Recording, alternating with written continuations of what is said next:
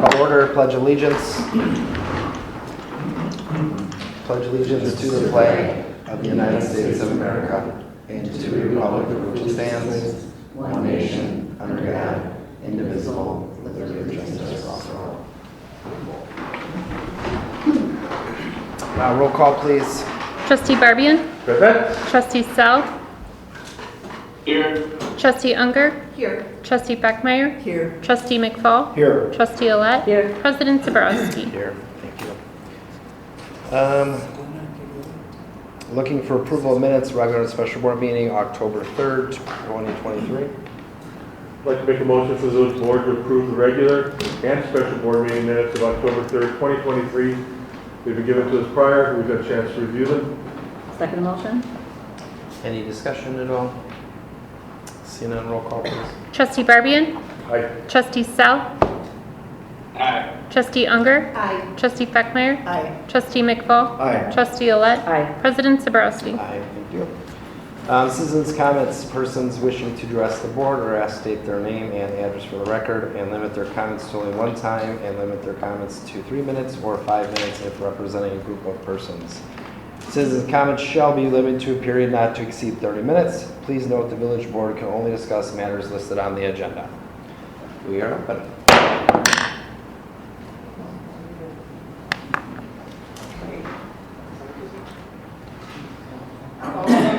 Alright, so, where's... Yep, if you could just go right here and then Okay. state your name. Alright, so first time I'm here, so Annette Patani, I live on Basswood Street, and What's your address? 5595. So I received one of those letters in the mail regarding compliance to ordinances. The first letter I received was unsigned, and kind of reviewed it, saw that it was a picture of my garage, so I painted it a little sooner than I needed to, and then I kept getting the letters, and they kept coming unsigned, so I didn't do anything with the second one, and by the time the third one came, I called, and I didn't know what I was doing wrong, and they said, it's not your garage, it's the shed behind your garage. And I said, you're talking about my witch's house? And I go, that's not a shed, it's a Halloween decoration. And so then I was told that they would get back to me on it, and then when they got back to me on it, they basically deemed it a shed and told me that it was a blighted building, and I told them it's a witch's house, so therefore it's supposed to be blighted, and they said I either need to fix it or take it down. And so the last call that I got was after Halloween, I have to take it down. So I'm just letting you guys know that I'm not very happy about it. It's kind of a Halloween icon, and I have people that line up down the block and who stop all the time to look at it. And I talked to all my neighbors, and none of them have complained, and I was told there were no complaints about it, except one of you guys didn't like it. So, and therefore it had to come down. So I guess my complaint is there's really no way to resolve this other than to listen to the compliance officer and do what they say. There's no way to appeal it. There's no way to talk through it. And you're using very generic ordinances. The ones that are being used are, you need to paint, or it's a blighted building. So, to me, two really generic ordinances that you could pretty much use on every single home garage in the village of Greendale. So, I am kind of appalled, being a resident here for 20 years, and now I have my village telling me how I have to run my property. So, a little disgusted. I know that there was a blurb in one of the newsletters, and it stated you were hiring this compliance officer, but is my time up? Sorry. Am I done now? You are, yes. All right. Thank you for coming. We can talk, I can get a hold of you. There is an appeal process, so I can give you that information to appeal that if you'd like. I can give you some more information. It sounds like there's some more information you could use on this. Not more information. right. I've been told by the compliance officer, exactly, it's ordinances and I have to follow them. And you guys deemed it a shed, so therefore it's got to follow building codes, but it was never built as a building, it was built as a Halloween decoration. Okay. So, I'll ask Kevin to give you a call tomorrow and give you information about the appeals process, because you mentioned you were interested. You said there's no appeals process, and there is one if you would like to. I haven't heard of one. All I knew of was I talked with the officer, Okay. the compliance officer. I'll ask him to get you that appeals process. And what does that all entail? We can talk about it Basically what off. I stated here and. We can talk about and then offline. you guys deem it a shed anyways, and it's gonna come down? You No, know? it's in this village ordinance process that we can give you that information and, I guess you don't have a category for my witch's house, is what I'm saying. And you put it in a category that makes it follow the ordinance. it's a structure, so it has to follow code as being a structure for safety and. Exactly, You you're don't, deeming it a building, which is a Halloween decoration, so. yeah, we don't have a, Exactly, you You're- don't have a category for for it. Halloween structure. So, it doesn't make sense to really appeal, does it? Because you're gonna say it one way, it was built for a specific reason. It's not built to be a shed, it's built to be a Halloween decoration, so. But you can understand the challenge if there was a structure that was unsafe or not up to code, not weather tight, if we asked them to fix it and they said, I'm not gonna fix it, it's my Christmas building or it's my Easter building or something like that. I mean, the bottom line is it's an unsafe, not to code Again, you're building. deeming it a building, so. Yeah, unfortunately, I mean, we have to. It's, got walls and a roof. So no appeals process. Yeah, there is an appeals process. All right, Can I move this back so I can see the, Sure. I'm not gonna loosen up any. you're losing time already, so you better get going. Yeah. He's good. Let's Joe Ross, restart it. 1600 West Shadow Drive, New Berlin, representing 5599 97 Vassar Street. I have been a neighbor of said witch's house. Since it was built, I've actually watched her and a friend build it one year. Somebody told me it was there from the 90s. No, it wasn't. It was built about 7 years ago. The occupant of the witch's house has always been very quiet and never made any noise, unlike the Rock and other areas. But it seems like this is a bit of a overreach, and she got the same letters I did. In fact, when we got the certified letter, which I find interesting because we're only a block and a half from Village Hall, that really got things fired up. If you drive past now, it's nicely decorated for Halloween. I believe there may be ways around this, because every ordinance is meant to be worked around. And one such way, I believe, would be to put wheels on it, then it's not a permanent structure. For those of you who used to drive down I-43 and saw a Coast Guard helicopter sitting by I-43 and Calvin Road, City of New Berlin couldn't do anything about it because it was on wheels. I've also had friends who bought railroad cabooses, put them in their yards, on wheels, not a permanent structure.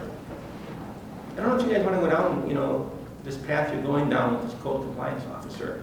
Because, you didn't start out well, one unsigned letter, two unsigned letter, one finally had his name on it, the third one finally had his name on it, and my fourth one I got finally had a signature. It took 4 tries to get a signature from this guy. Tight ship you're running here, Jason. This whole thing is, I put up the story about her shed on Facebook, and it's getting a lot of traction. You guys aren't looking good. This whole process isn't looking good. I think it needs to be reviewed. Because if that shed comes down, I'll have a decorating idea for next year, which none of you will like. So, that's what I'll leave it at for now. Thank you.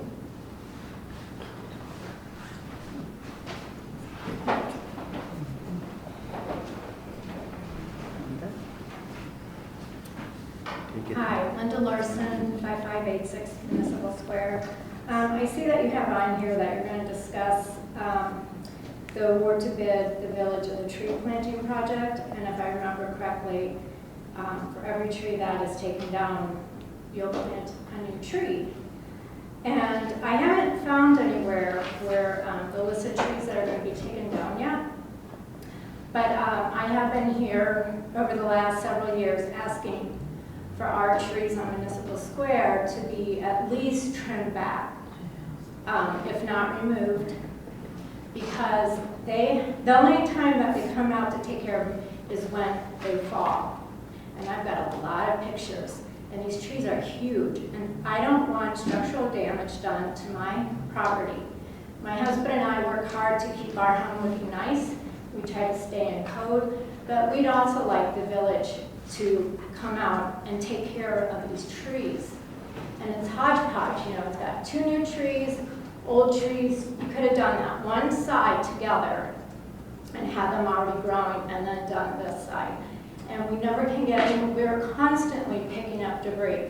And, you know, our neighbor, the tree next to us, her tree fell, smashed her car in half, and she was literally just out there and happened to go in the house to get water.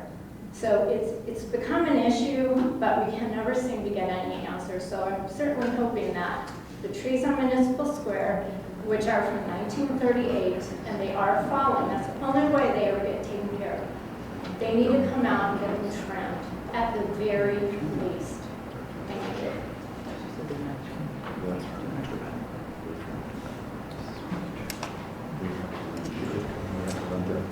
Anybody else, citizens' comments? I see none, so I will close it.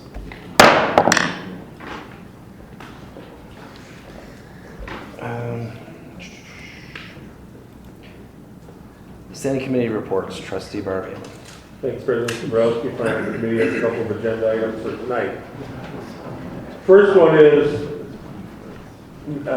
Finance Committee is recommending the Village Board approve the Class A fermented malt beverage and Class A liquor license application for Savor Food and Gifts, LLC, subject to the submission of their health certificate to the village clerk. It's a new store that's going to go in next to Ricardo's to the south, and it's going to have, you know, obviously liquor license going to be applying for it, but also some food items and some unique items to go along with it. So a lot of people I've noticed are not knowing where this is, so that's why I want to point out that it's going to be next to Ricardo's. And we're really excited to have them in there. So that's a little background on it, and they applying for a liquor license. So can I have a second on this? I'll second it. Do we have any discussion for or against, comments on this? Guess I'd like to hear about it. I see Brenda's in the audience. Yeah. Don't know a lot about it. Yeah. Is this the deli that's coming or something or no? Hi, I'm Brenda Regenfeller. I'm one of the co-owners of Ricardo's. And so, yes, we would like to move, expand into the space next door. It would be a separate business entity. However, we would like to do specialty food items, you know, some of our food from Ricardo's that we would make a Ricardo's package and then sell over there. Bottles of wine, bottles or cans of beer. We would not be serving there. It would simply be a retail location. In the space, we would also have some higher-end serveware, charcuterie boards, cheese spreaders, wine glasses, you know, salad bowls, serving things. So I envision it as kind of like your one-stop shop for entertaining. So you're having a holiday party, a hostess gift. You're going to pick up a bottle of wine, maybe, you know, some nice, you know, a cheese board to go with it, some cheeses, that, you know, that sort of thing. So Great. that's what I'm looking to do, so. Perfect. Very cool. Yeah, Very yeah, nice. so I'm excited about it. In my head, it's awesome. Yeah. So, You'll do great, I'm so, sure. yeah. Any questions? No. No, No? perfect. I'm just really excited you're going in, and everything you outlined is something that I think will fit in very well with Yeah. the type of model that we are down here in the village, and really excited to have it come in. Any other questions Annette, before I ask Well, the vote? the food would be food to go, so like a cooler with, let's say you have your lasagna in there. Yeah. One serving. Yes, yeah, so we will have a cooler in there, so, like all of the cheeses and meats and stuff like that, that would be bought, prepackaged from a vendor. Anything that we would make, at Ricardo's, yes, would be, Pizza? shrink wrapped or what, well, we're playing with it, so we don't want to lose the quality of, our product that we have, so, doing a par bake or whatever, it's, we're still playing with it. I really want to do it, but, Yeah, that'd be great. yeah, that's our idea. Very cool. So nice. What is your open target date? November 20th. Really? Oh, wow. Yep. Wow, Gotta go. aggressive. So the nice part is Kelly Roman Photography right now, there's really a white box in there. She just has a lot of her props and things. So there's not a lot of structural things that we need to do in there. So it's a matter of bringing in, the cooler, shelving, and then of course the product and Yeah. things like that. So POS system. You probably said this already. Is it going to be attached to your store? It is or not. It's going to be It a is not. separate. Yeah, it's going to be a separate entrance, and yeah, we will cross promote Okay. with Ricardo's, but it is going to be a separate business. Very nice. Yep. Yeah. Great. So. I'm excited. Any other questions? Nope. Did she say take and bake pizza? She said, we asked her. We're trying to do it. Yep. Uh-huh. Hopefully. Yeah. Why Yeah. salad? Okay, that is Salad. Yeah. Yeah. All noted. Yeah. So. All right. awesome. Thank you. Great, Thank you. thanks. Melanie, I'd like to ask for a roll call, please. Trustee Barbian? Affirmative. Trustee Sell? Aye. Trustee Unger? Aye. Trustee Beckmeyer? Aye. Trustee McFall? Aye. Trustee Olet? Absolutely. President Zabrowski? Aye. Motion passes. Good. Thank you very much. Thank you. Thank you. Thank you. Oh, you're not allowed to leave early. Oh, I Once a year. Just got to get the store. Thank ready. you. You know where I'll be. Yes, Thank you. awesome. Next item is the Finance Committee is recommending the board to approve the bid by Property Solutions Contracting LLC in the amount of $24,850 for the 23 and 24 tree planting program. Each year we get grants for a certain amount of trees to go into the village, not to offset all the ones that are taken down, but what we can get. This year we'll be getting ginkgo, bilbobas, common hackberries, white oak, American sweet gum, Amuri macaria, Japanese tree lilac, baldy cypress, and Techni arborvitae. And there'll be, what's nice about this program is it's a grant money, but it also goes to all areas of the village. In other words, these will be spread from the T section to the G section, H section to the M section, and down to the village. So it's a real good program. We've been on for many years, and so I'd like a second for this. Second motion? Okay. Any discussion on this? Trustee elect. Do we have any idea of where they are going to be placed? Will we, get notification? I see Rod's not I here. have to check with Rod. Yeah. All I know is in the past years, Yeah. we've made a point that each section gets at least one. I mean, I would I mean, have liked them to look on municipal square if yes. that's somewhere that, Yeah. needs planting. Yeah, I'm sure that we can designate if there's a specific one that Yeah, you want. I mean, there are any. Mike's going to talk to Rod about it. We already talked. perfect. Good question. Any other questions? Okay. If I see none, Melanie, I'd like you to ask for another roll call. Trustee Barbian? Aye. Trustee Sell? Aye. Trustee Unger? Aye. Trustee Beckmeyer? Aye. Trustee McFall? Aye. Trustee Olet? Aye. President Zabrowski? Okay, motion passes. Next item on the Finance Committee is also recommending to the board to approve a resolution authorizing the redemption of the village's taxable general obligation community development bonds, Series 2011B, dated August 23rd, 2011. And Manager, would you like to give us a background? Yep, so the village has an opportunity to pay off these bonds, 2011B series. This will allow us to save interest in the amount of $345,881 if we pay it off now or in December. This will also improve our general obligation debt capacity. The principal interest payments for the bonds are paid from TID 2 tax increments, and the village has sufficient tax increments on hand to pay off the remaining principal as well as any interest accrued as of December 1st. So in order to proceed, it is recommended the board would approve the resolution that is in effect. And I have a second on this already. Do you? Nope. A second. Okay, now I have a second. I think this is a great idea. Credit to the staff for recognizing this cost savings, which we greatly need. And I think it's very exciting. Anybody have any comments, questions for I Dan? read the whole thing, I thought it was excellent too.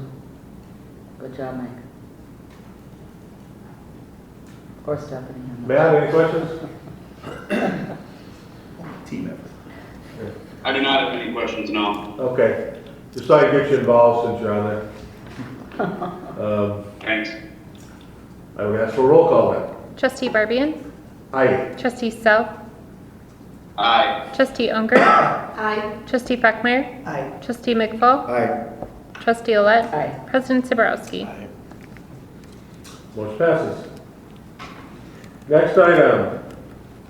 The Finance Committee again is recommending to the board to approve a resolution authorizing the purchase of the Greendale School District taxable tax and revenue anticipation promissory note for the cash flow purposes in the amount not to exceed $1 million. And do you want to give any background on this? Sure. The school district approached me about whether the village would be willing or interested in a short-term note.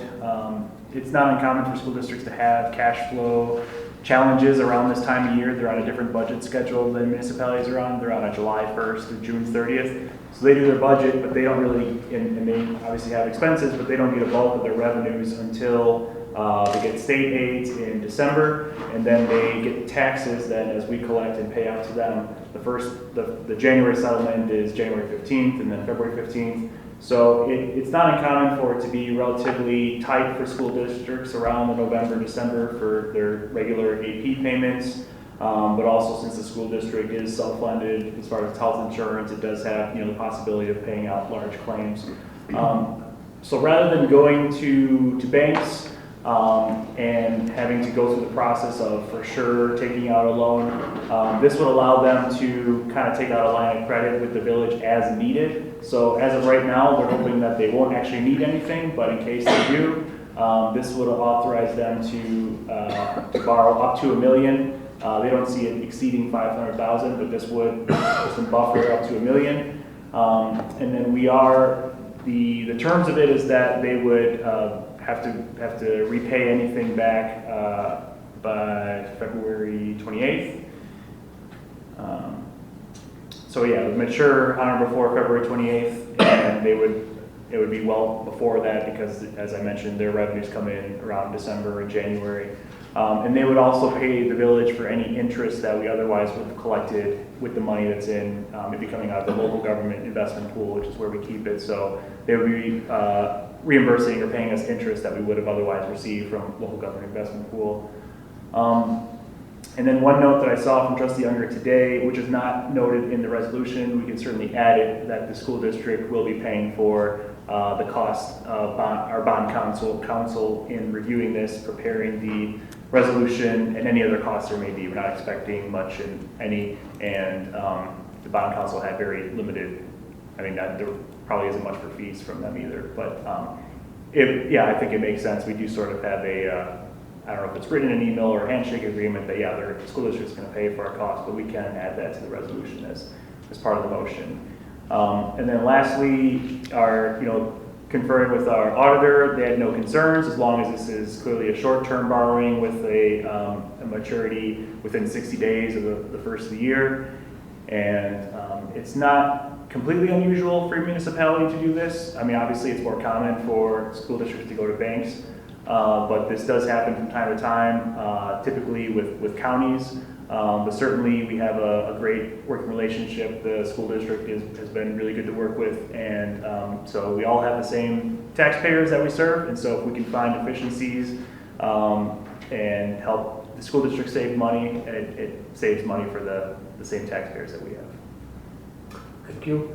I would like to also jump in that, we always want to work with our school district. We try many avenues that we do, we share services and so forth. And as Mike pointed out, this is something we can do. We have done it in the past, I think it was. It was a few years ago. Yeah, it was a Oh, few yeah? years ago. Okay. Yeah, it's the second time we've done it since I've been on board. And it worked out just fine, so but I think this is something that shows we do work hand in hand, looking out for taxpayers as a whole. I would like to make a slight adjustment to the motion and add in what trustee Unger. Should I make the motion? You can make a motion, yeah. Go ahead. Like redo it? Just redo it? Go ahead. Ready? I move to approve the resolution authorizing the purchase of the Greendale School District taxable tax and revenue anticipation promissory note for cash flow purposes in an amount not to exceed $1 million, along with the requirement that the school district pay any associated legal fees or costs. Second motion. What kind of interest are we talking on something like that? 5.1. It's going to be at the LGIP rate or local government pool, so that's roughly right now 5.5%. So how much is that for 4 months, or is that what it is, 4 months?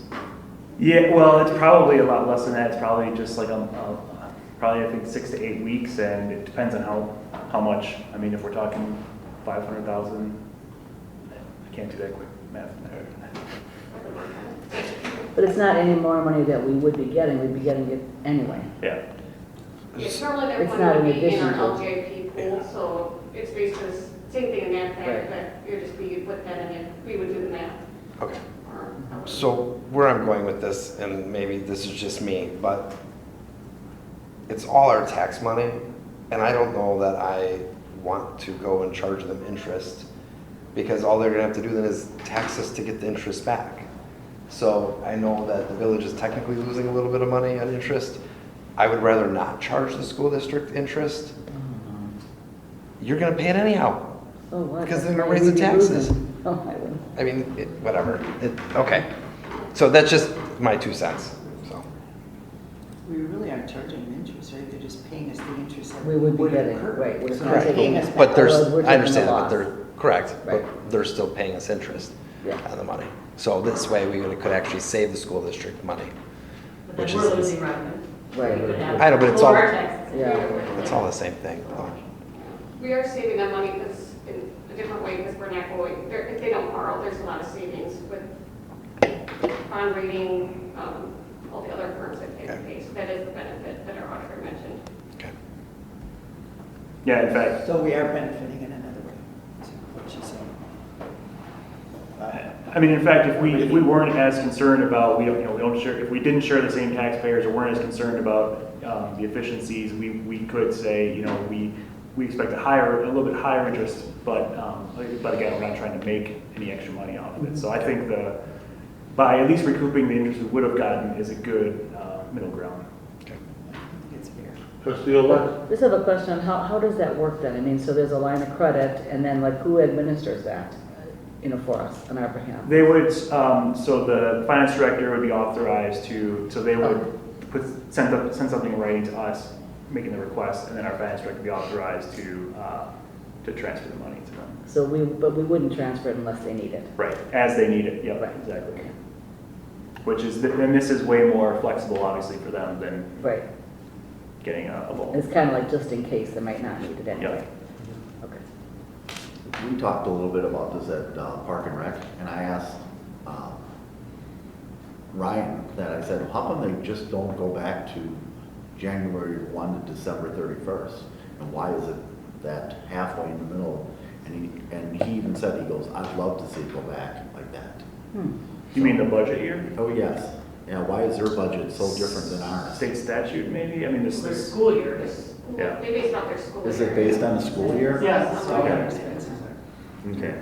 I know, because everybody says it's kind of a pain, so, Well, did it change?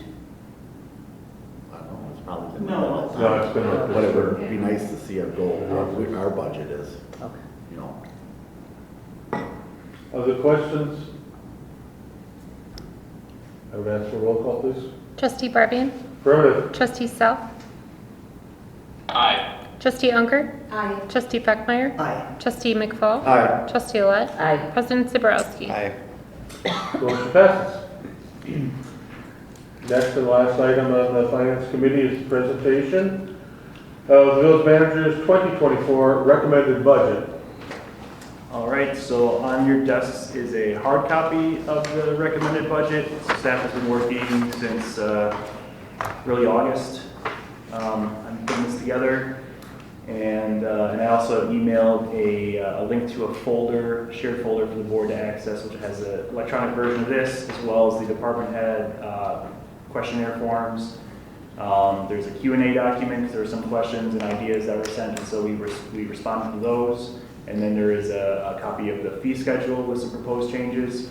So between now and the workshops, feel free to check that out. Feel free to submit any other questions that we can address between now and the workshops, and we can send out new versions of that question and answer sheet and share it to that folder for everybody to see.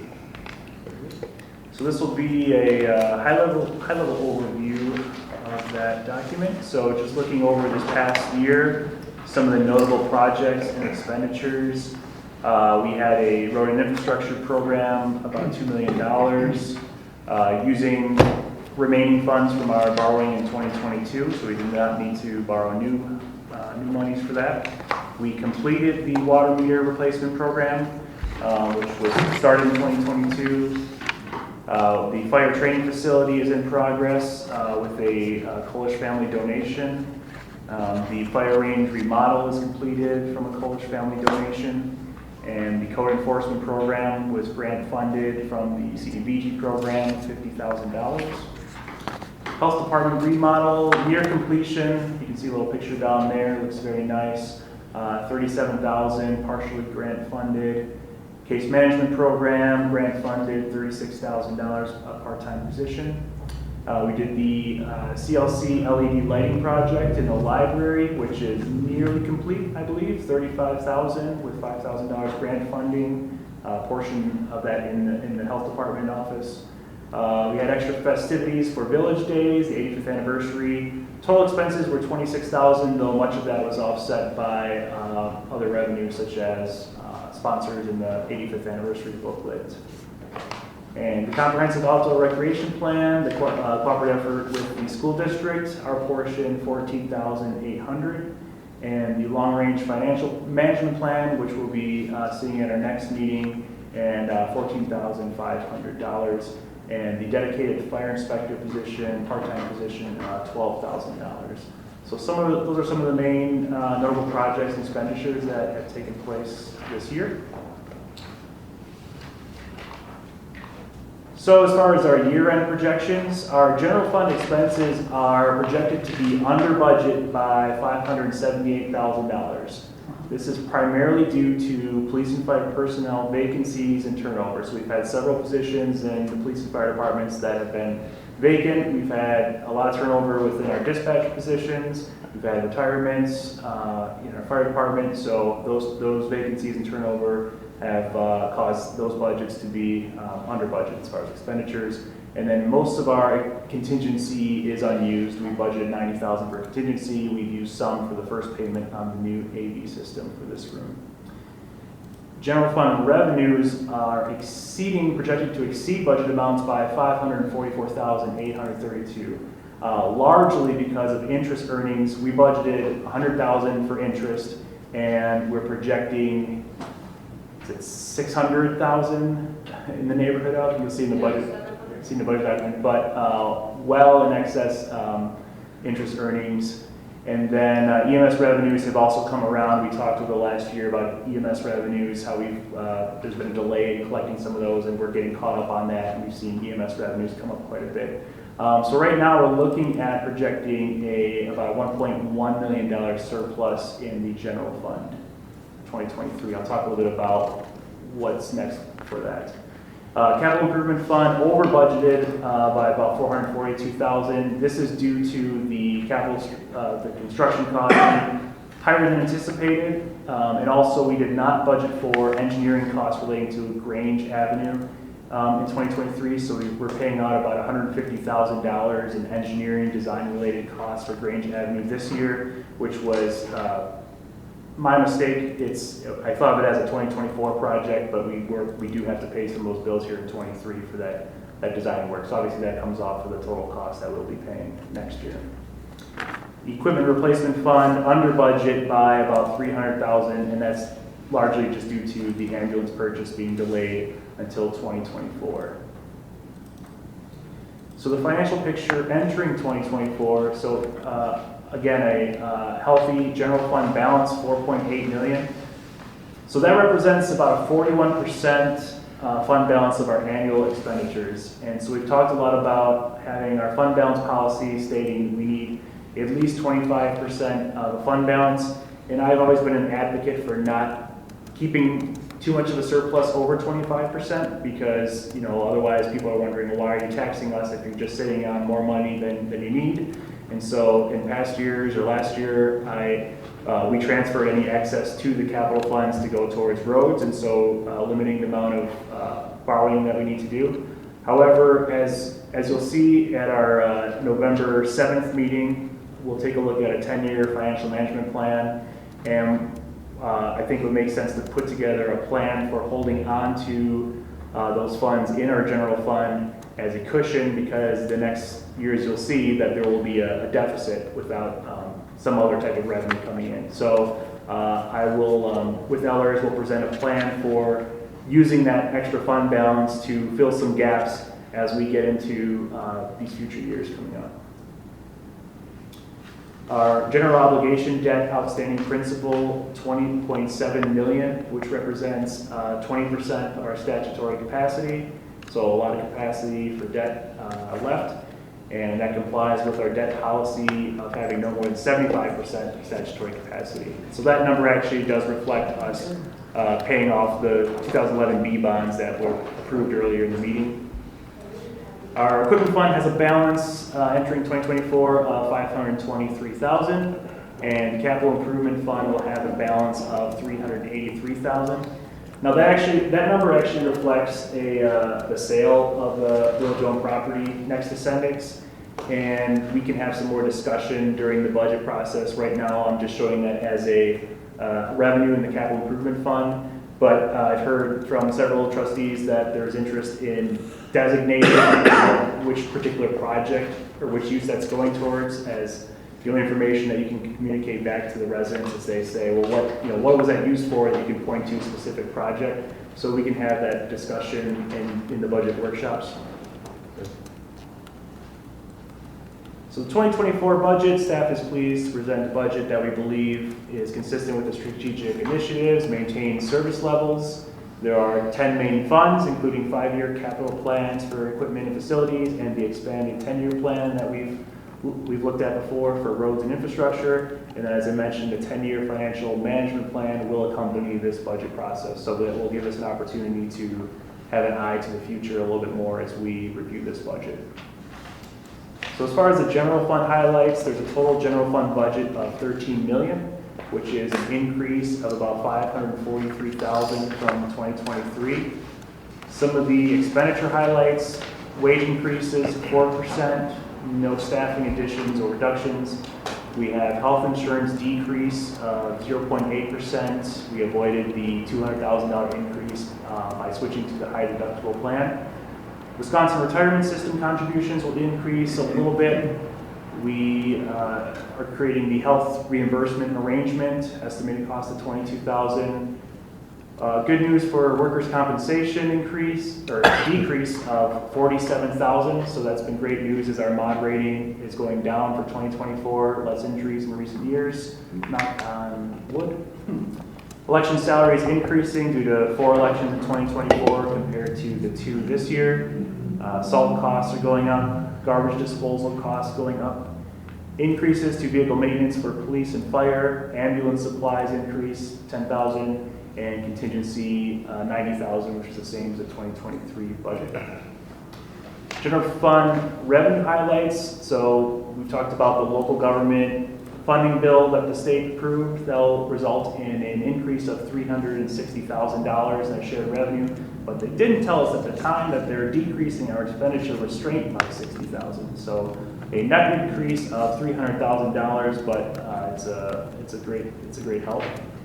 Liquor license increases, 10,500, primarily due to speculating that there will be an additional reserve license applied for in 2024 for the now vacant Milk Can restaurant. Decreases to building-related permits. We discussed at the last meeting. Recent trends have been those numbers have been down a little bit, so just showing that. Parking permits, just for recent trends, an increase of $10,000. Court penalties and costs, a recent trend, decrease of 7%.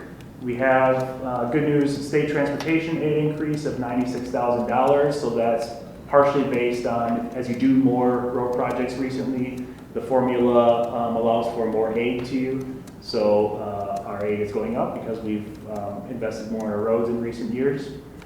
Interest on investments, a large increase to reflect the recent trends, and then same with EMS revenues increasing 90,000. TIF administration decreased 50,000. That's because we had a larger TIF administration revenue in 2023 due to the creation of TID 6 and the high volume of administrative work that went into getting that up and going. And so at 2024 year-end fund balance, looking at the same year-end fund balance going into the year as we have in 23 of 40.7% of annual expenditures. Quick overview, the equipment replacement plan has several equipment expenses. This is so building plans, digital archiving, 10,000. This is a carryover of the project that has not been completed yet completely in 2023. It's in progress. The Badger books remaining components. 2 DPW trucks, a dump box for truck 158, a sweeper head paid from the stormwater utility, 2 police squad cars, police body armor, body-worn cameras, a drone program, ambulance, a fire department extrication spreader, the library checkout kiosks, IT workstation and camera refresh cycle, annual expense, and the remaining payments of the village hall AV equipment. As far as funding sources, vast majority is our remaining ARPA aid, 780,000. That's not all of our remaining ARPA aid, but that's most of it. I believe we're about 850 is our remaining ARPA aid. So it's 780 of it. Grants and donations, 62,000. Sales of equipment and other sources, 44,000. So you'll see that detail in your budget sheets and on the plan. And so the year-end equipment fund balance will be very healthy at 564,000 because we're using these other funding sources for these equipment purchases. Facilities improvement plan. So 214,500 facilities improvements. Of this, 30,000 is a village hall brick tuck pointing repair project. So more information if you check out that folder, the link that I sent. There's some. I mean, you probably see it every day. There's pictures of some of the bricks that are the mortar is missing, and so this is some needed repairs around the bricks around the front of the building. So I have in here identified as a park improvement project.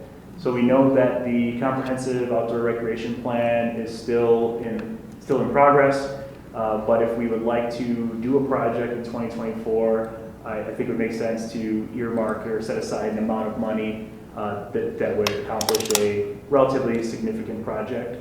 But I think it's too early to say what I think that should be or we think that should be. Host tower floor replacement, $16,000. So that's replacing the carpet with a, I'm proposing the luxury vinyl planking with grain.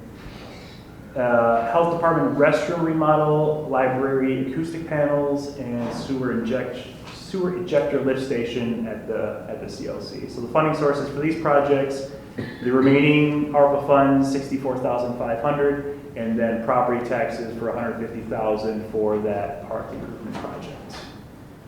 Roads and infrastructure plan, this is following our 10-year plan, so West Grange Avenue, which is largely state grant funded at $2.8 million. Green Meadow Lane, Eastway Parking Lane, which is largely MMSD funded. There's a fiber project for constructing fiber connecting DPW to Water Tower Host Tower, which is partly water utility funded. There's a Greendale Trail contribution, which I think we'll go into more detail at the workshop, but they have a proposal for, they want to request grants from the state, and they would like the village to, requesting the village to set aside money if they need it to match the grant they receive, but they intend to fundraise and not need these contributions. So Jason and I met with Jeff and Jim Birmingham, and we can talk some more about that in our workshops, but this is a 4-year, a pledge of 4 years of contributions to a fund if it is needed. Some debt issuance costs, because we'll need to issue debt to do the roads program. Some annual typical engineering GIS costs. We have an annual crack sealing program of $45,000, sidewalk replacement program of $10,000. So our funding sources for the roads and infrastructure plan, we have a little bit of fund balance still of $180,000. We'll have that borrowing of GEO bonds, $1 million, grants of $2.2 million from the state, and then, or from MSD and the state, and then the utilities will also be paying their portion of the infrastructure costs.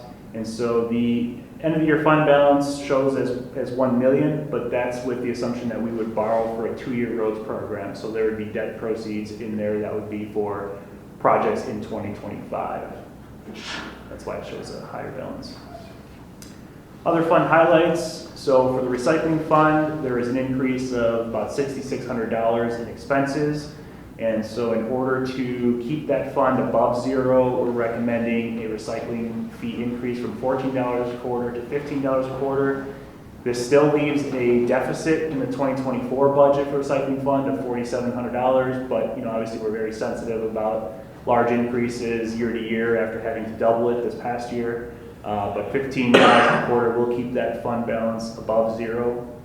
The library fund increase of $7,800, which is 1.2% property taxes, and so that will get their fund balance at the end of the year at 2%, which is their goal. Health fund requested increase of $6,000 in property taxes to supplement grants and maintain current service levels, and then the CDBG grant fund, similar, or the same request, $50,000 for code enforcement program and $10,000 for the senior center. Trustee Younger, did you see yourself in that picture? Oh, no. Sure. Tourism and event fund. So this is showing a decrease of just under $20,000 in property taxes needed compared to 2023. We're also showing a TID contribution of $20,000 for a new marketing program that I will be proposing. And so this would be creating a Greendale guidebook that could be distributed around the area to businesses to be available for free for people. Billboards, other ads. So basically you can use tax increments from TIF districts for economic development marketing activities. And so this would be a program to help market Greendale as a shopping, visiting destination, those types of things. And so we've had a lot of discussion about this at the Chamber of Commerce meetings. The Chamber of Commerce does not have a funding source to do that long term. So the TIF districts would be a funding source at least for a few years, and perhaps the Chamber of Commerce or any other organizations that are interested in being a part of it could also play a role in helping us with this Greendale marketing effort. So proposal in this budget to move the farmer's market off of Broad Street, which would save some DPW wages involved with opening and closing the road. Those are largely overtime wages. We need to have some more discussion about that because where would it move to? Another option would be if it would stay on Broad Street to do it like every other week, which would also have some cost savings. But I think a lot still to iron out as far as what we want to do for next year. And then a decrease in $20,000 for other special events, village days, because obviously we have the special 85th festivities this year. And we'll have that next year. So where are the property taxes going in this budget? The village portion of property taxes. So this kind of shows you compared to 2022, the difference where the property taxes are allocated in this budget. And actually it shows a slight decrease in all funds except for the health fund and the library fund. So overall, the overall tax is a 0.96% increase. This is just an overview of the last 10 years of property taxes. So as you can see, 0.96% is the lowest. And the highest being just a couple of years ago, I think because we included a big debt service levy as we looked to do the big roads program in 2022. So the impact on a $300,000 home, so the total levy increase, as I mentioned, $104,000 is 0.96%.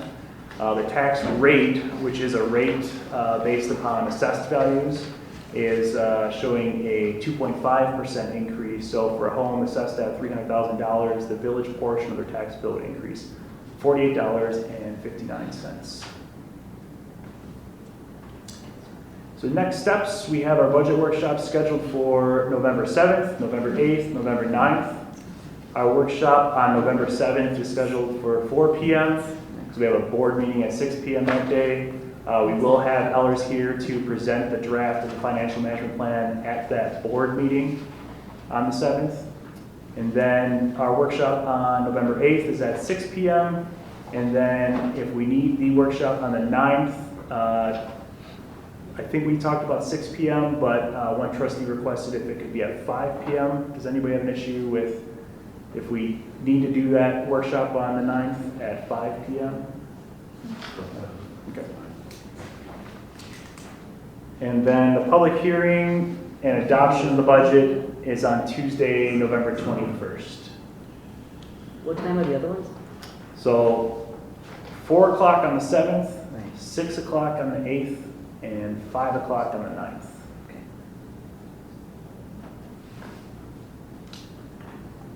So as you have a chance to go through the budget, feel free to submit me any questions. We'll put that on the Q&A document, and then obviously we'll go through all the sections together in the workshops and get to dive in and have some fun. Any initial questions at this point?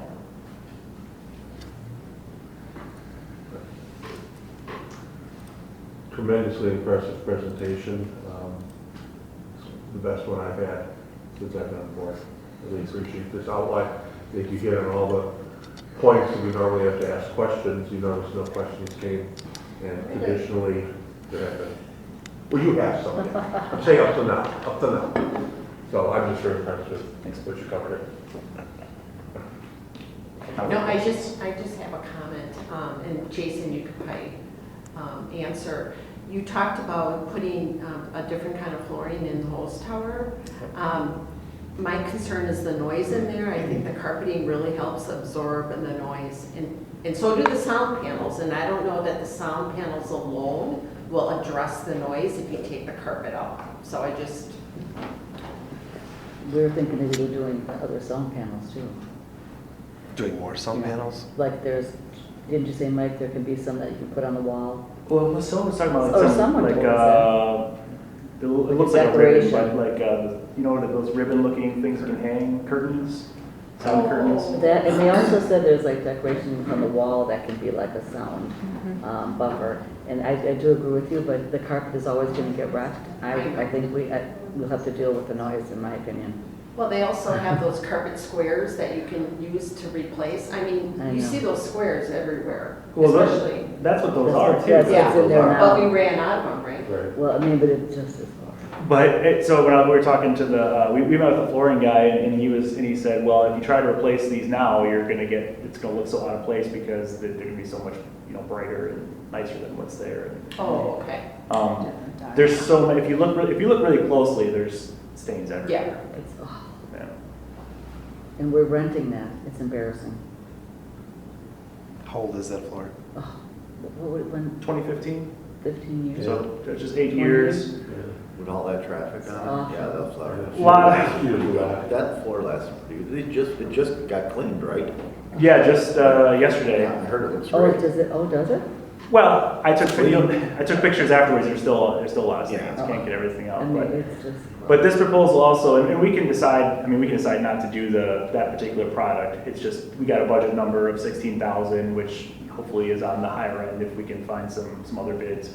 But that quote actually includes doing the full, not the entrance area, but the full floor, because some of that concrete area is really slippery when it's wet, right? So around like the garage door. So this would be going all the way to the garage door and to the back part of the wall. So Much needed. Yeah. We originally had extra, that was the idea, to replace the tiles. It had so many stains, I think we ran out after the second, And there third year wasn't- from the extras that we had. But there were originally some extras, but, It was a good idea. well, we But probably didn't didn't find work. enough, but we were going through coffee, someone would spill. Sheep head players. Yeah, I think it's all their fault. I think it's all. We'll have external luxury vinyl too, right, because that can get wrecked too.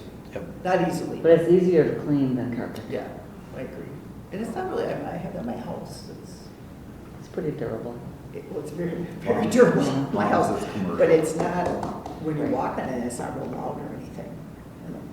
Yeah, maybe high heels on or something, but, I So- think that Elaine meant like talking, like echoing. oh, the sound is horrible. And So, just if you guys have any ideas, I did reach out to Donna on this regarding GA, seeing if we could get GA Lions, Historical Society, I don't even know, like a bunch of different organizations to chip in $1,000 or $2,000 on this, because they all use that, they all get to use it for free. Seeing if somehow we can fund this, because I think if it's done that way, I think we get done cheaper too, so. It's a great idea. That's a great idea. So I don't know if you guys have any ideas or options or anyone to talk to. Did you get a chance to talk to your board yet? Not with everything going on. Okay. Oh, yeah, okay. So, I don't know if you guys. Jason, since you're in this industry, what would you recommend for that floor? I Understanding that coffee stores are going to continue. I would recommend the LVP and then do a glue down, not a floating, because if you do a floating, then it's hard to replace pieces. With the glue down, then you can literally just take out that piece and replace it, so. Was the proposal uploading? I don't. I didn't think so. I would have to. What about doing a treated cement? It's not slippery, obviously you can treat it. I mean, you could do a coat, like a garage floor coating. You could do that, I guess. They're looking at cheap, or I don't know. That's not cheap either, just do a small. No, I meant how it looks. I don't think it's It looks very nice, fun. I've seen it at the We airport. got some neat floors. Almost the whole airport is that same garage Oh, okay. flooring. It's kind of a speckled look, but Yeah, you can it's sand not it. slippery, it's durable. They do semi-truck garages with that, so it's extremely durable. Oh, okay, but that's, yeah. Stands out. Get a bunch of options, you know? It doesn't say, Donna. I don't think, he didn't say anything about a floating floor, Well, but who knows? most people that do LVPs are usually floating. but Okay. The other nice thing about the garage Yeah. finish I just wanna is it doesn't show the dirt. So we did that in our garage out at Devil Lake property, and they can be filthy and you don't see it. It looks really nice all the time. It would actually be cheaper than LVP to do that. It would be. So I don't know if that's something we want to talk about maybe. I don't know if it wouldn't be very fancy, right? The whole Nice walking floors. airport has that. When you walk through the airport, it's all of that. Oh. I happen to Okay. notice now because I have it Yeah. on my pin. Some Isn't look that at- kind of what's around the carpet right now? That's what I'm No, thinking. it's a polished concrete. Okay. Yeah, it's like polished stain. I have one more question, Manager Hawes. Did you say that for 2024, we will be borrowing for roads? Yes, we will. $1 million? Is that what this, $1 million? Um, Geo bonds? Right, yeah, so Okay. $1 million will be geo bonds, but it will be larger borrowing than that because the recommendation is going to be borrow for 2 years at one time. Okay. Or That's, just to make it, the Okay. process more efficient. okay, I heard you say something about 2 years. Okay, thanks. I guess, what do you want to do about that, Floor? Do you want to just talk about that more? Yeah, at so some point? what's gonna happen, we'll hopefully agree on like a budget number and putting it into the budget, and then come December, or as soon as we wanna do this, we'll still get actual quotes. I mean, we have a quote now, but we'll get a couple more, and then some different options, and we can discuss if we wanna see some other options as well.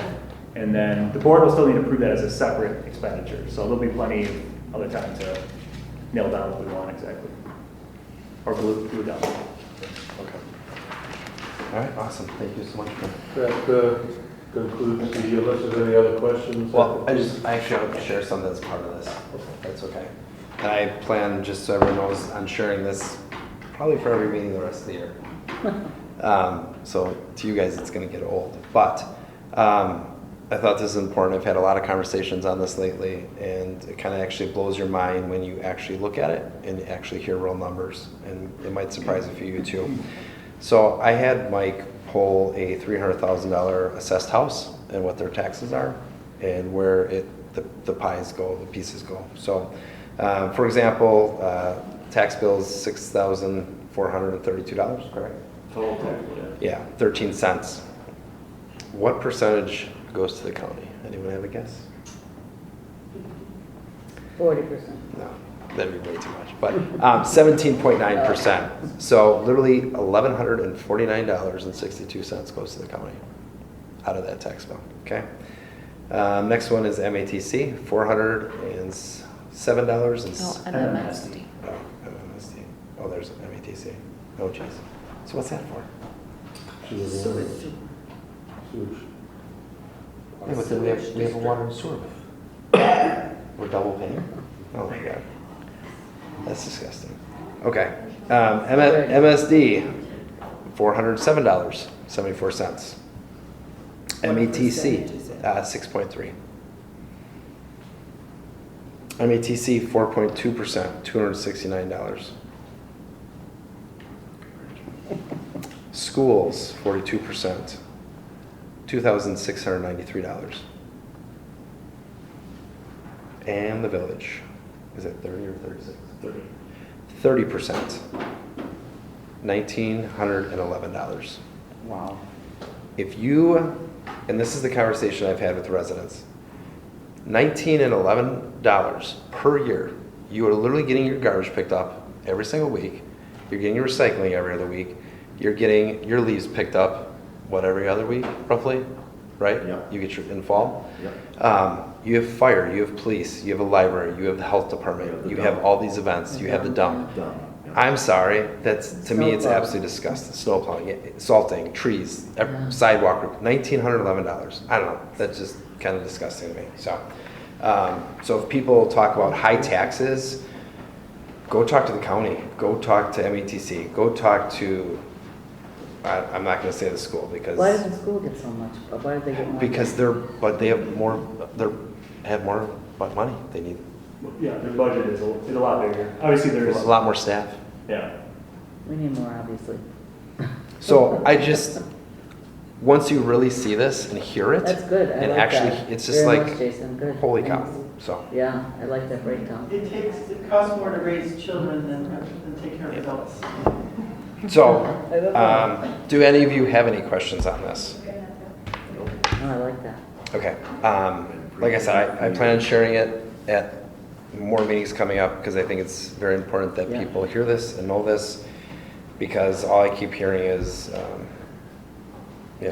we're being wasteful and spending too much money and not being wise It's all with outlined on the tax bill. too. I know, but people don't look at it, they don't pay attention. So you literally see this now, $1,900 for that house? That's all you're paying for all the services for a village? It's crazy. Trustee Barbier? It's great that you put that together. Actually, manager did for me. Mike, thank you. What it is that when people, just kind of Elaine alluded to, when you get your tax bill at your house, it's from the village. Okay? Right. So most residents look at that as, well, that's for the village. Yes, it is broken down on there. If they would read their tax bill, it's broken down just like you did. Most people I run across don't read it, and I think if we do get the word out, I do think it is important for them to realize that we are the least of when you consider MATC, how many kids here really use that, but we do if you go to school, but you don't. School, bigger, but that's why people, when they say taxes are bad, you're looking at their total tax bill. They aren't. I think very few people have ever told me the village is blowing the money. Yeah, I think they consider us. There's people. We're pretty tight with our money. That's why we can borrow $1 million. That's what we come from. That's right. We've been pretty. Here's the thing though, I'd almost rather, I mean, granted, we have to borrow it because we can't raise taxes, but I don't know. We're paying interest on that borrowing, so then it almost doesn't make sense to me, so. I don't know. Okay, thank you for adding that as a very Yes. important thing. Yeah. For sure. Appreciate it. Everything for the finance committee is completed for tonight. All right, thank you, Trustee Berrian. Planning Commission, Trustee Sell. No meeting this week. All right, Library Board, Trustee Unger. We have a meeting tomorrow, but I would like to report that the Friends of the Library participated in the downtown business sidewalk sale, although they were inside Yeah. because it was so lousy. We were there. Yeah, we have. And they sold books. They were down there just for a little while, and they sold $55 worth of used books, and they brought in 4 new memberships, which is great. All new members who sign up to be a friend of the Greendale Library by the end of the year will receive a free tote bag, and it's a new tote bag. It's lime green this year with the logo in white. It's really nice, so that's how that happened. They sell them too? Yeah, yes, I believe the price is the same, which is $10.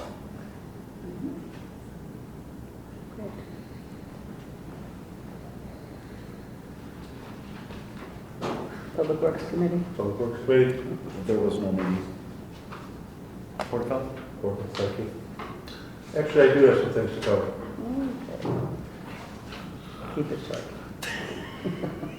Board of Health has a number of items to just pass on to you. To start out with, our Board of Health flu clinic that the health department is on 10/31, last day of this month. You go in there and get your flu shots if you wish. Go to the health department. It's been remodeled and it's done as far as they got to put away some stuff and a little bit of molding, but it looks really, really nice. And market improvement, so just head on in there. There's something coming up at St. Al's actually on November 4th, Saturday, 9 o'clock to 1 o'clock. It's Care for the Caregivers. And I think it's a really great program because I think almost everybody out here has either done it themselves or they have aunts and uncles that have helped care for their elderly or sick relative. So this isn't for professional caregivers, it's for just you and I that are caring for a relative or whatever. And they kind of get together, give some tips to people who do that. Also, just to understand that you aren't alone in doing that because it can get overwhelming. And so if you know somebody that's interested, contact the health department. They'll get you signed up, and it's on November 4th, which is a Saturday. It's supposed to be pretty good. And so I think it would be very nice if everybody passed that around. So, as you know, we have a new case management person. When I say new, she's been about 6 months. Just been doing a real great job getting people to come in And following up from the police department, from the fire department, different cases, and they went through a whole menagerie of lists that I don't have here, but they're going to get you at some point, of people that have, you can have dementia, drug problems, you can go on and on, just care problems, can't get food, and bewildered problems, they're just not with it, and she's been handling all that, abuse issues and that, and it's been a really good program. I had asked the question because I was just curious, of all the communities around, and you know, this is a grant program and it's really taken off. Only 5 communities around us have decided to go in on this. That's Greendale, Tosa, Greenfield, Oak Creek, and West Allis. And when you think of the pluses that this program offers, I think it's pretty neat that we're on the ground floor getting it going, because provided the grants don't run out, I think this is a program that's going to continue to go forward for quite a while. Do we ever get any feedback from the chief or either chiefs on that, like how they feel it's working? Yeah, well, you can jump in there if you want, but feedback on that. Joella send out messages, and then by the end of the month, she's revisiting the firehouse anyway, and going over all the cases that she had, and review and any updates and improvements for the future. So you see a benefit in this? So far. Yeah, so all positive. I asked that same question. Couple of other highlights here. Memory Cafe, the last one they had 27 attendees. Yeah, that shows that, and remember the Memory Cafe now is going to be run by the health department. It used to be run by ARP. They're taking that in-house, and they're looking for different organizations, perhaps help them with cookies and coffee and things like that. The GCC Rises Above Stigma. September was Recovery Month. That's Community Alliance, I know. Go ahead. No, I'm not going to go there. That's taking away your thunder. Media posts. This one's been growing. 2,200 Facebook pages people get on Facebook, so that's up. And their posts are up to 651. They just started this not that long ago, so people do want to know what's going on in the health department. And a couple other things. We threw a couple lists that are coming up of things we have to do. We have the walk run coming up October 22nd, 10 o'clock a.m. at Greendale High School. We have a 1024 Community Alliance, 5:30, Greendale Hose Tower. Want to attend that, be great. 1025 Memory Cafe, 2:30 in the afternoon at Greendale Hose Tower. You know somebody that would benefit from that. 1026 Health Literacy Class, 6 o'clock, Greendale Community Learning Center, the library. 1031 Community Food Clinic, which I mentioned earlier. It's over at the high school. This one's at high school at 3:30 to 6:30. And in November, I'll do a couple there before I have our next meeting. The Sage Care for the Caregiver, which I mentioned at St. Alphonsus Church on 11/4.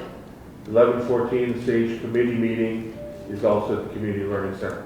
So you can see almost every day something is going on with the health department. They're touching lives from all aspects in Greendale. And that covers the health department. Any questions? And I'd like to do a spin-off group secondary community alliance update. Trustee Unger. I have nothing to report other than what you already mentioned, that we have a meeting next Tuesday at 5:30 at the Hose Tower to discuss the next 5 years of Community Alliance. All are welcome to attend. Good point. Sorry you mentioned that, but you did it much better when you said it. Healthy Mind, Healthy Greendale, Trustee Sexton. We have a meeting Friday morning. Okay, Friday morning. President Sabrowski, that concludes the Board of Health. All right, thank you. Rob, any questions there also? No. Okay. Public Health, Welfare and Safety, Trustee Sal. No meeting. Park and Rec, Trustee McFall. We did have a meeting. Yes, we got introduced to our new high school representative. Her name is Elena Cole, a very nice girl, so she'll be our representative from the high school. Paper shredding event is this Saturday from 8 to 9:30, 2 boxes max, so looking forward to that. Winter, spring catalog for all the classes and events will be done November 22nd. And also Ryan talked about the park comprehensive plan. He was meeting with Mike and with Rod and kind of discussed with the members what was kind of going on with that. And then also too, just to let everybody know that he is, Director Broderick is having some surgery, so he'll be out of the office but be working from home, so, yeah. So, but he'll be back as soon as he possibly can, but he seems to have everything ready to go, so. That was it. Awesome, thank you. Public celebrations, Trustee Olet and Cookmare. We did a meeting last Tuesday. We kind of recapped and went over Hay Days. Turned out to be a really good event. A lot of people stepped up and volunteered. We talked about some things we'd do different next year possibly. Some good ideas came out. The Halloween parade is coming up on the October 29th. Our trick or treat and the Halloween parade is always the Sunday before. Okay. Isn't it Sunday the 29th? Is it 20? I think so. Trick or treat it. Yeah, yeah. And I think it's unique that Greendale does this parade. It's kind of a cool thing. I don't know that I've never heard another community does it. So the kids gather on the corner of Broad Street and Catalpa by J.C. Park in their costumes and the dogs, animals, whatever animals, and then you march down Broad Street to Gazebo Park. The kids get a little bag of candy or some candy provided by Gift of Wings. Gift of Wings also right at that point has a costume contest for the kids and for the animals. The animal costume contest is sponsored by Jenny's Barbery. The dogs will get a treat as well. And then the tree lighting, we did a little bit of planning at our meeting, so we're working on that. Update on Dickens, Betty Furtoff and I are working on setting up everything for Dickens. So that's moving forward. And then we had several business owners there, so we had some open discussion with them about what they like and don't like and what they feel we could do better to support their businesses with the PCC and the events. What else you Yeah, have? just a shout out to Scott Fisher for doing Halloween's the next couple weeks. And we know, I don't know the exact dates offhand, but, and also for taking over the Halloween parade. And he's actually donating the candy, you know, for the kids, which, you know, and leading it. So I give him credit for that, though. So thank you, Gift of Wings. So it's the lineup at 3 o'clock, parade at 3:30, up to the village. Trick or treating starts at 4. Yeah. 4 to 7. That'd be great.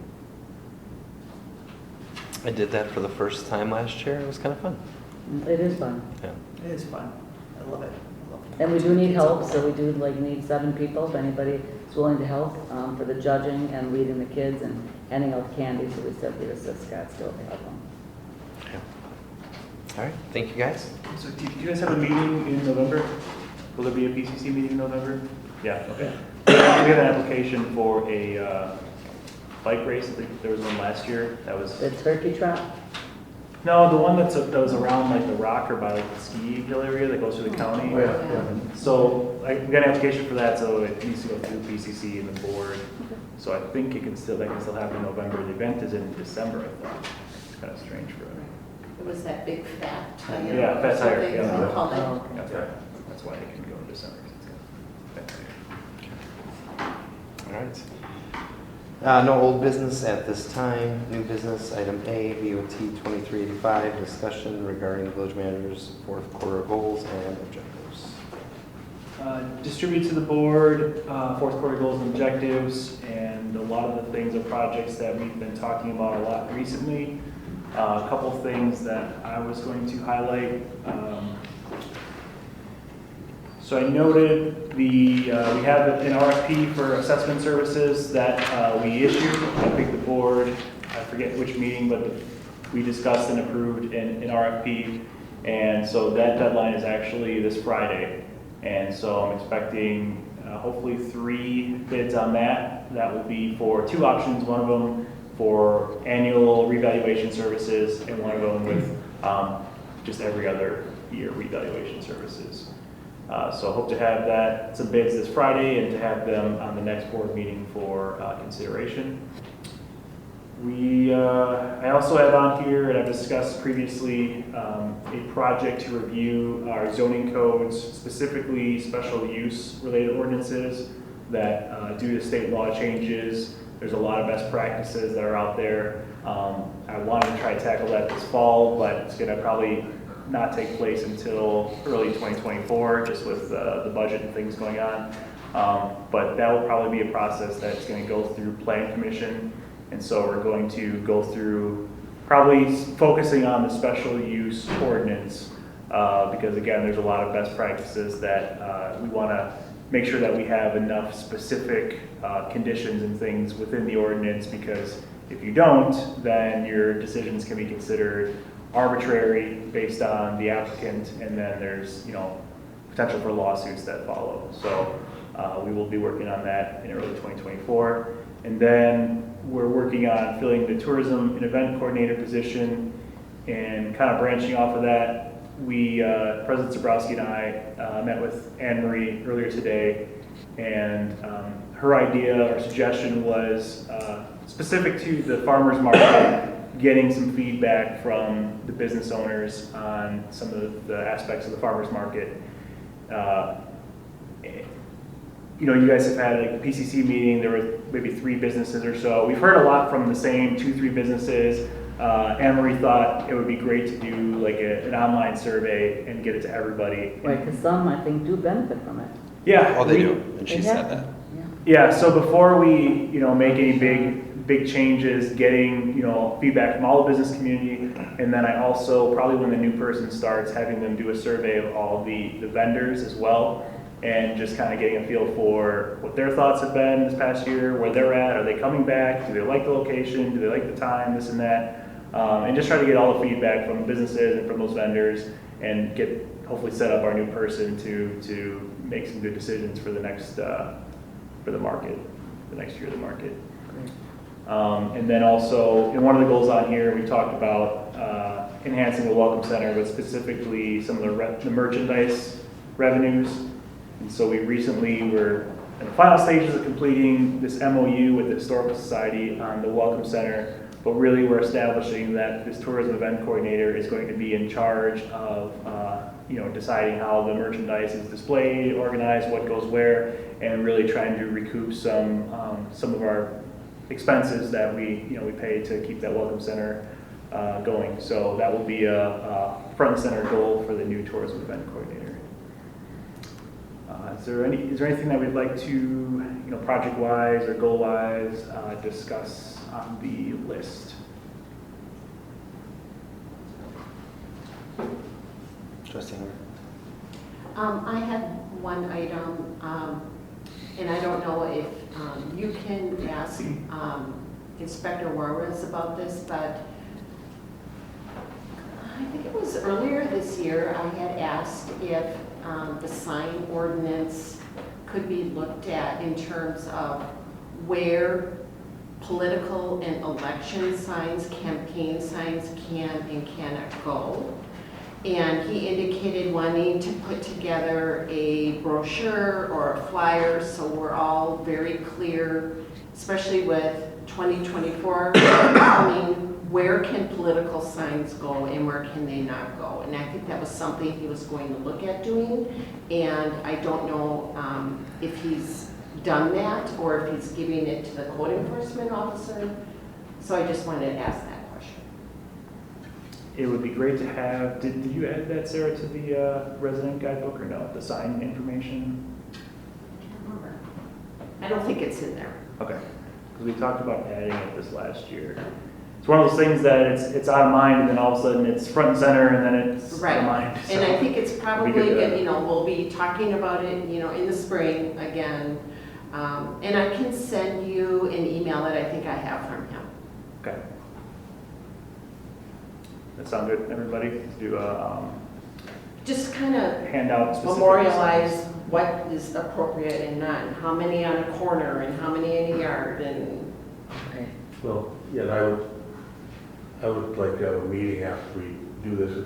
Last time we looked at this was a while ago, it was under duress, so to speak, when we put that up. It was a real tightly contested presidential election. And so some of the things were put in there one way or another based on a one-time election. And I don't think they necessarily apply. I think it really would be beneficial after you get that we sit down as a board and just kind of take that through when it's not in the middle of that. It was a real bad time at that time. Okay. It is in the new resident guide. Yeah. So, yeah, we have a section new resident guide, but having a separate thing, obviously, if someone's not a new resident, they're not gonna think to live there, but having a separate thing, especially out there when we're getting into the election season. or something that can be given to the candidates. Yeah, Maybe they- Melanie, I don't remember seeing anything as a candidate, like where can I put them? I had it, Because it just follows our regular sign ordinance. okay, So there's no difference between a political sign and a regular sign. okay. So, And maybe that's not clear. I just think there could be an easier way. I think For there is a candidates. difference, because if there's two people, I thought you could only like have one sign, you can't have both. I thought that was a thing. so I think One per race. we tried looking into that and we couldn't find anything in our ordinances that actually state that. I When we think- redid our sign ordinance years ago, Macy told us to take all that out because we have to follow state statute, which says you can put it in your right of way if you're maintaining it. So you could have both. Yeah, it didn't have a limit. It's really open-ended. I remember this last year, there's a lot of, people thought there were a lot of rules that just don't Right. exist. Basically, signs can only be out during election campaign periods. The period is beginning the first day candidates are allowed to begin circulating papers and ending on the day of the election. Signs may not exceed 11 square feet. Signs may be placed anywhere in your property, including the village right-of-way, if you are maintaining the right-of-way, which is space between the curb and the sidewalk if it is mown and maintained by the property owner. The only restriction on placement is they cannot interfere with pedestrian or traffic safety. You may be asked to move the sign if it is located within the vision triangle of an intersection. And that's it. So you can put as many as you want in your yard. As long as you're not interfering with pedestrian or traffic safety, or within the vision triangle of intersection. And that's state statute. Something about the sign. Or any property that the village maintains. And some people may not know if they maintain or the village maintains. Yeah, so you can't put it on the public property unless it happens to be the right of way that you yourself maintain adjacent to your property. Well, the other part of that I'd like to sometimes address, Oh, yeah.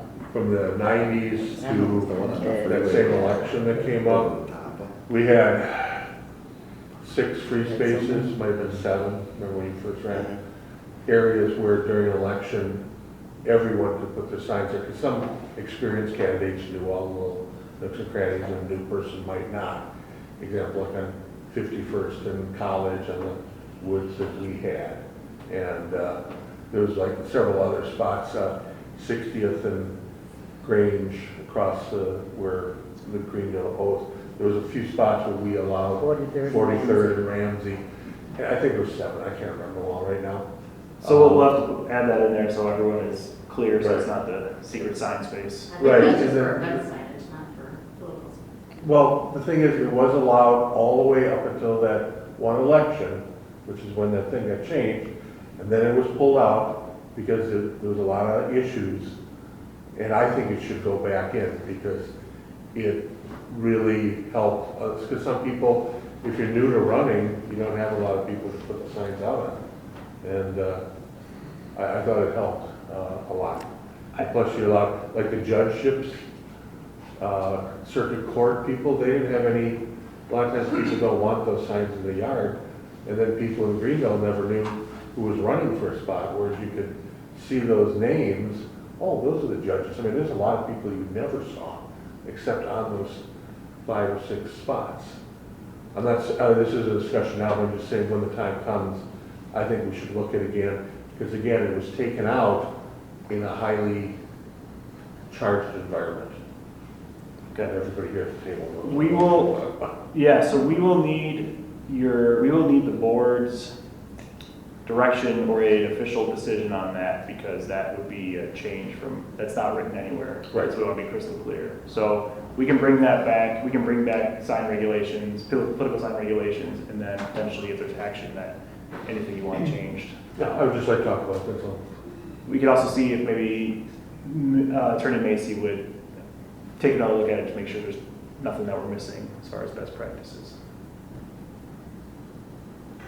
Okay. Were you gonna say something? Thank you. We'll save it for discussion. Okay.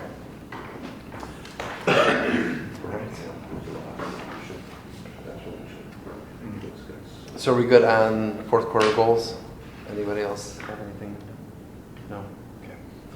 All right, next item, BOT 2386, discussion, necessary action on a release of utility easement per plat, Greendale Center plat, and dock number 3118023 relating to 6190 West Loomis Avenue. So this is the property, the village-owned property that is being sold to Via Real Estate, and the buyer has requested that we would release an unused, unneeded utility easement that runs through the center of the property. And so the village engineer reviewed the past plats and confirmed it's an easement for a water piping system that no longer exists in this form. And the easement also contained power lines related to the old water pumping station, and the village should have no objections to releasing the rights to this easement. So what would be needed is approval of the release of restrictions document that's in your packet, and then would be signed and recorded. I'd like to make a motion for the village board to approve the release of the utility easement per plat Greendale Center plat and document number 3118023 relating to 6190 West Loomis Road as outlined by Mike. Second motion? Any other discussion? Roll call, please. Trustee Barbian? Affirmative. Trustee Sell? Aye. Trustee Unger? Aye. Trustee Beckmeyer? Aye. Trustee McFall? Aye. Trustee Alette? Aye. President Zabrowski? Aye. Thank you. Any reports from any officers this evening? No? All right, so moving on to citizens' comments. Persons wishing to address the board or ask state their name and address for the record, and limit their comments to only one time, and limit their comments to 3 minutes or 5 minutes if representing a group of persons. Citizens' comments shall be limited to a period not to exceed 15 minutes. Please note the village board can only discuss matters listed on the agenda. We are open. Joe Russ, I'm 61 Avenue, Maryland, I'm sitting 5597 Bassett Street. Per the previous citizens' comments, I just want to make a statement that even though supposedly there was a blighted property right next to me, my taxes still went up $600 last year. So apparently the property, that doesn't affect property values much. If you got a property value next to it, it's considered blighted. Taxes still went up. Speaking of the tax presentation I was giving, looking and seeing your budget for expenses for Village Days in 85th, Annalise, before she left at our last PCC meeting, gave a breakdown of what the village expenses are that are not considered regular part of the event. The expenses for police, fire, and DPW. And for both the 4th of July and Village Days, they come out to be between, I believe it was $50,000 to $60,000 per event. I think that should also be factored into the budgeting, because it is something that's an extra expense that the village has for those events, and it should show the true expense of those. And I'm glad Annalise pulled those numbers out, because I think it gave everybody in the room a bit of something else to look upon. Speaking of budgets, since yours is coming up, some reminders. I don't believe you should be placed at tourism events position right now. It's a budget luxury that we apparently can't afford. If you need something to pay for other things. Perhaps the board, once the board makes things more fiscally responsible, we can afford to do it. 2, make the historical society pay for their portion of visitor center. They have income now from the courthouse, so they should be able to pay for the space they use, storage meetings, etc. I believe that's been an ongoing discussion. It seems to be going a bit longer than needed. Also, put the TIF surplus back into the tax rolls where it belongs on for attorney fees for the failed Boston Store redevelopment issues. Also, about the all the deals I was supposedly get for our taxes. Jason, I think you missed one. Non-resident property owners still pay the full tax like everybody else, but we don't get to use the dump. So that's one bonus we don't get. Thank you. Yeah.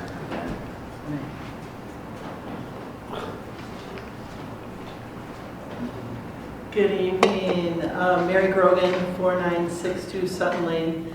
Am I allowed to speak once as a resident and once as the school board liaison? I think we've done that now. No. No? All right. So No, I'll just speak as a resident then.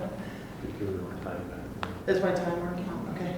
I actually just wanted to offer an opposite perspective on the compliance officer. I remember my parents getting letters from the compliance officer because they had a motorhome parked, next to their property. It had wheels, but they had to move it. And I just think then there were many years when there wasn't a compliance officer here. And being in education, I know some people need a little extra push and reminder. Sometimes they're not going to necessarily take care of their property unless there's a reason, somebody giving them that extra elbow. And I'm speaking about myself as well. I had some peeling paint on my front door, and once I saw the compliance officer coming around my neighborhood, I got out there and made sure that door got painted. And I've noticed on my street, people have really spruced things up, and I really appreciate that. So I'm sure there are people like me that just don't happen to be at the board meeting tonight that are very grateful for the compliance officer. It's a tough job, it's such an important job, but it's a really hard job to tell people they're out of compliance. So I'm glad to hear that you have an appeals process for any disgruntled recipients of ordinance letters, but overall I think it was a good move because we're the garden community and we want to look like it. So thank you. Thank you. Or next to it, Anybody else? Yes, no? No? All right. I see none, so I will close it. Closed session. The board shall convene in closed session pursuant to section 19.851C to consider employment, promotion, compensation, or performance evaluation data of any public employee over which the governmental body has jurisdiction or exercises responsibility, specifically discuss the 2022-23 staff evaluations. Item B, the board shall convene in closed session pursuant to Wisconsin State Statute section 19.851E to deliberate or negotiate the purchasing of public property, the investing of public funds, or conducting other specified public business whenever competitive or bargaining reasons require a closed session. Specifically discuss redevelopment in the Selvidge Mall area. The board reserves the right to return open session to act on any matters discussed in closed session or to act on any other items listed on the agenda. I'd like to make a motion to go to closed session as outlined by President Zaborowski. Second motion? Any discussion? Roll call, please. Trustee Barbian? Absolutely. Trustee Self? Aye. Trustee Unger? Aye. Trustee Peckmeyer? Aye. Trustee McFall? Aye. Trustee Olet? Aye. President Zabrowski? Aye. Thank you.